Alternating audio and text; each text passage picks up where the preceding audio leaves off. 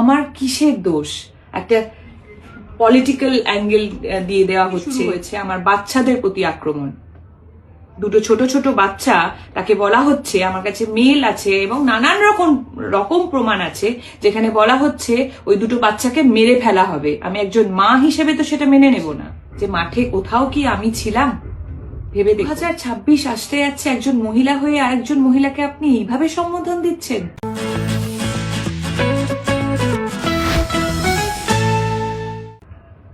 নমস্কার, আমি শুভশ্রী গাঙ্গুলি। যুব ভারতীতে মেসিকে নিয়ে যে মেসটা ঘটে গেল সেটা নিয়ে কিছু ক্লারিফিকেশন দেওয়ার জন্যই এই ভিডিওটা আমি করছি।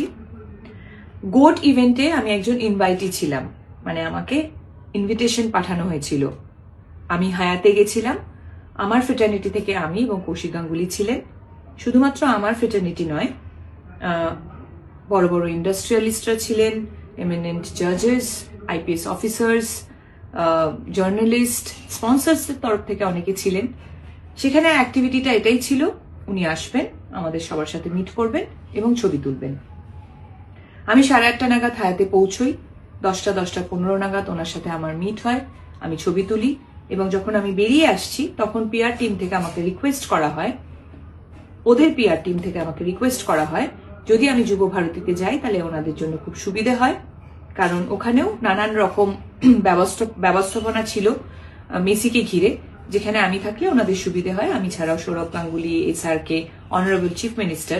হ্যাঁ, আর একটা কথা বলে দিই, যেহেতু এই প্রশ্নটা উঠছে যে আমাদের ইন্ডাস্ট্রি থেকে আমাকেই কেন ডাকা হয়েছে, এটার উত্তর ওদের পিআর টিম বেশি ভালো দিতে পারবে যে আমাকে কেন ইনভাইট করা হয়েছিল। আমি রাজি হওয়ার পর হায়াত থেকে বেরিয়ে যুব ভারতীতে যাই এবং আমাদের জন্য একটা নির্দিষ্ট টেন্ট করা হয়েছিল, সেখানে অনেকেই আমরা বসেছিলাম, ওনার জন্য অপেক্ষা করছিলাম, অনুষ্ঠান শুরু হওয়ার অপেক্ষা করছিলাম। ইন বিটুইন আমার পিআর টিম থেকে ইনস্টাগ্রামে ফটোগুলো পোস্ট করা হয়। আমরা রিয়েলাইজ করিনি ঠিক সেই সময় ছবি পোস্ট হয়নি, তার কারণ ওখানে জ্যামার লাগানো ছিল। আপনারা যারা যারা ওখানে ছিলেন তারা নিশ্চয়ই জানেন আপনাদেরও ফোনের নেটওয়ার্ক কাজ করছিল না।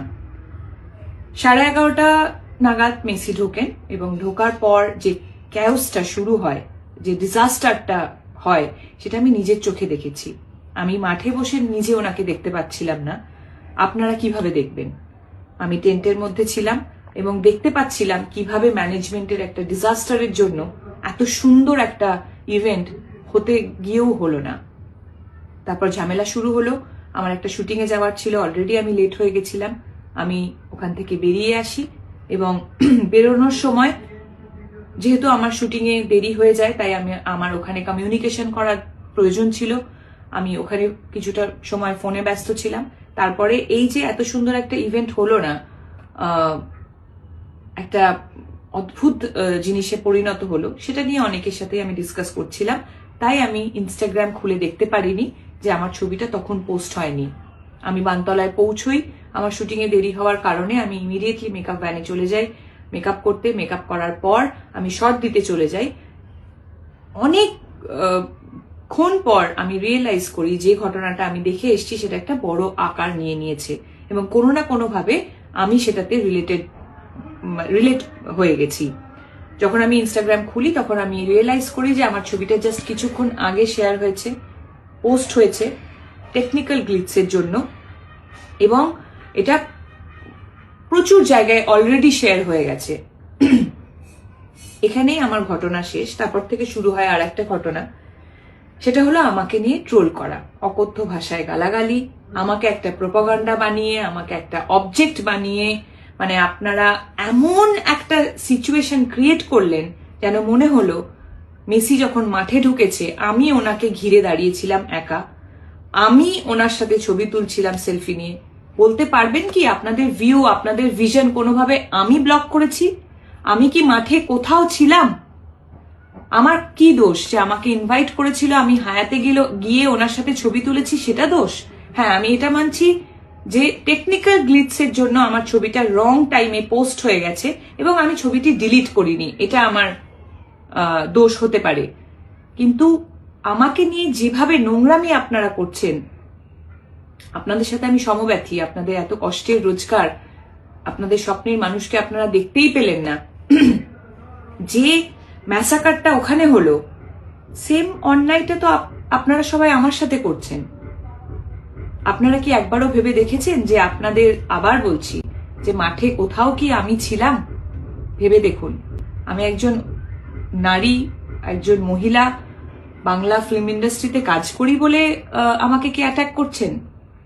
বলিউডেও তো করিনা কাপুর গেছিল, হায়দ্রাবাদ থেকেও একজন হিরোইনকে ইনভাইট করা হয়েছিল। শাহরুখ খান কি আসেননি ছবি তুলতে? আমার কিসের দোষ? একটা পলিটিক্যাল অ্যাঙ্গেল দিয়ে দেওয়া হচ্ছে, নানান রকম পলিটিক্যাল নেতারা আমার ছবি নিয়ে প্রেস কনফারেন্স করছেন, নানান রকম জার্নালিস্টরা হয়তো তাদেরকে আমি কখনো সময় দিতে পারিনি বলে রাগ একদম উপরে দিচ্ছেন যে টিএমসি এমএলএ রাজ চক্রবর্তীর বউ অমুকের এক্স গার্লফ্রেন্ড। 2026 আসতে যাচ্ছে, একজন মহিলা হয়ে আরেকজন মহিলাকে আপনি এইভাবে সম্বোধন দিচ্ছেন? এই সমাজে আমরা বাস করছি? বাহ, আপনারা আমার সাথে ঠিক করলেন তো। দেখুন, আমার সাথে ট্রোল হচ্ছিল, আমাকে গালাগালি করছিলেন, যা খুশি করছিলেন। সত্যি বলছি, মন থেকে বলছি, আমি কিচ্ছু মনে করিনি। আমার সবসময় এটাই মনে হয়েছে, সত্যি তো সাধারণ মানুষের এত কষ্টের রোজগার, তাদের স্বপ্নের মানুষকে তারা একবারের জন্য দেখতে পেল না। তারা যদি আমাকে নিয়ে বাজে কথা বলে তাদের মন হালকা হয় তাহলে হোক। কিন্তু আজকে আমি এই ভিডিওটা করছি তার একটাই কারণ, কাল থেকে শুরু হয়েছে আমার বাচ্চাদের প্রতি আক্রমণ। দুটো ছোট ছোট বাচ্চা, তাকে বলা হচ্ছে, আমার কাছে মেল আছে এবং নানান রকম প্রমাণ আছে যেখানে বলা হচ্ছে ওই দুটো বাচ্চাকে মেরে ফেলা হবে। আমি একজন মা হিসেবে তো সেটা মেনে নেব না, কোনোভাবেই মেনে নেব না। আমি তো একজন পলিটিশিয়ান নই, আমি একজন অ্যাক্ট্রেস। আমার ভুলটা কোথায়? আবার বলছি, আমি কি মাঠে কোথাও ছিলাম? আপনাদের ভিশন আমি ব্লক করেছি? আমার বাচ্চাদের ওপর কেন আসছে? আপনারাও কিন্তু ইকুয়ালি অন্যায়টা করে ফেলেছেন, এটাই বলবো। এই ভিডিওটার পরেও নিশ্চয়ই আপনারা অনেকে অনেক কিছুই বলবেন, বলুন, অসুবিধে নেই, কিন্তু নিজেদের মানবিকতাটা হারিয়ে ফেলবেন না। দুটো বাচ্চা কোনোভাবেই কিন্তু যুক্ত ছিল না, সেই দুটো বাচ্চাকে প্লিজ ডাকবেন না। সবাই খুব ভালো থাকবেন, সকলকে ভালো রাখবেন।